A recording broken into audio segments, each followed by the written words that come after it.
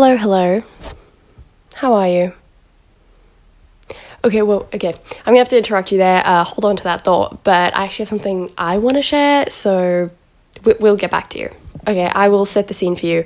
I was innocently washing my hands in a bathroom sink after using the facilities, as one does, and I happened to glance up to the mirror to make sure I was looking as fantastic as usual, and that's when I saw it, right at the front of my head, grey hair. Now please bear in mind that I'm 20.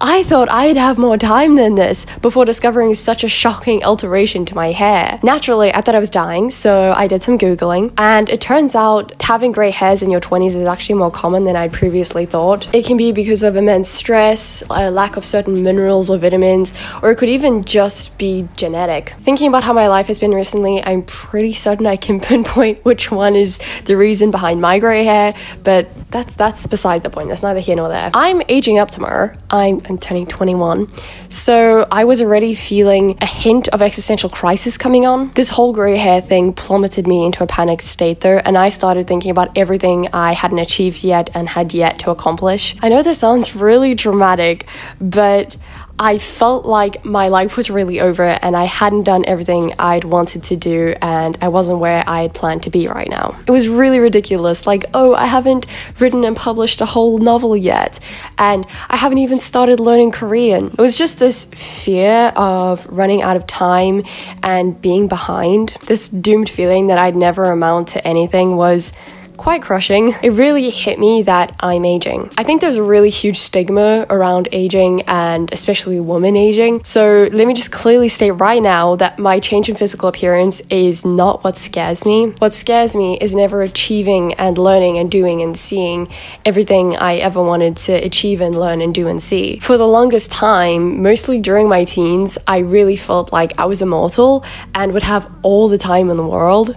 And I really don't. Sure, maybe COVID played a part in this as I wasn't able to do as much this past year, and comparing my life progress to others on social media probably isn't very healthy either. However, I couldn't help questioning all my life choices and wondering whether I'd actually ever get to achieve my dreams. I kind of felt like a failure who had squandered opportunities. But there is a but.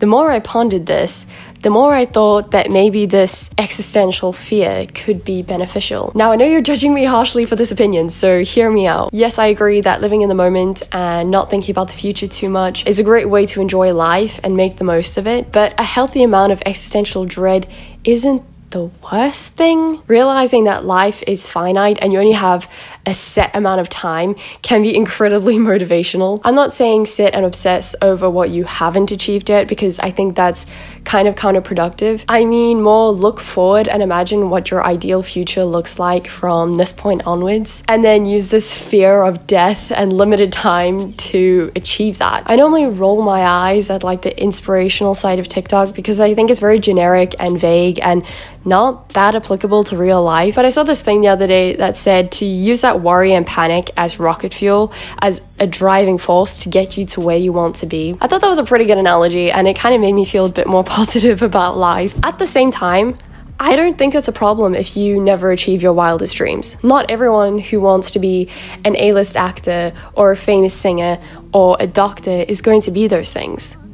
And that's okay. We so often put all this pressure on ourselves to prove our worth to society and receive validation from people who we don't even really care about. I think if you're content, you've made it in life. It doesn't matter where you live, whether you have a partner or kids or neither of those. If you have that long-term feeling of peace and satisfaction and appreciation, you've attained the best thing you can achieve in life. I know I'm gonna sound cheesy here, but for once, let's embrace the cheese rather than rejecting it. It's all about the little moments, like dancing alone to a great song in your room at 3 a.m, or going for a long walk in a park and admiring its beauty, or laughing until your stomach hurts with friends, or baking or cooking something for the first time and it turns out amazingly. We shouldn't overlook or lose sight of these little things in our plight to succeed in life. Speaking speaking of succeeding, there are so many different types of success, and I think people forget that sometimes. A lot of the time, earning a whole bunch of money is regarded as the ultimate success,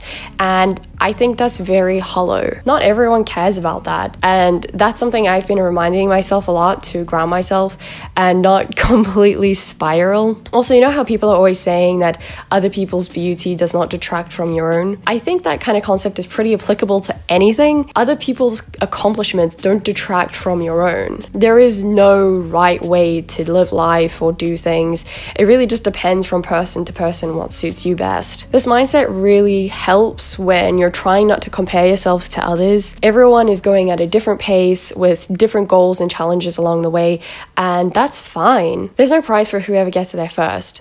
I mean, unless you're like the first to make time travel a reality, then you probably would get a prize, but that's an exception to the point I'm trying to make. When I take a step back and just zoom out a little and look at the bigger picture, I realize how absurd I'm being. I'm gonna be 21. That's so young. Yes, I'm going to be starting university when I'm 22, and that's okay. Education doesn't have an age limit. No, I'm not making the money I want to be, but I still have a job that keeps me going, and that person there making so much more than me that I keep comparing myself to, they hate their job and they desperately want to quit. I don't know if any of this made any sense. I don't think I really had a coherent thought at any point in this video, but yes, a situation as minimal as discovering a grey hair on my head lets me completely reevaluating my life and my values as a person. I'm not saying I'm ready to embrace a full head of grey hair by any means, but I feel like I'm one step closer to getting there. Thank you for watching, and if you were able to pick something out in this jumble that helped you in some way, I am honestly impressed, because I don't think I had much sage advice in here. I feel like it was mostly just a rant about my life. If you've also found a grey hair in your 20s, you are officially now part of the cool club, also known as the stress vitamin B deficient club. Congratulations. Thanks for watching. Bye.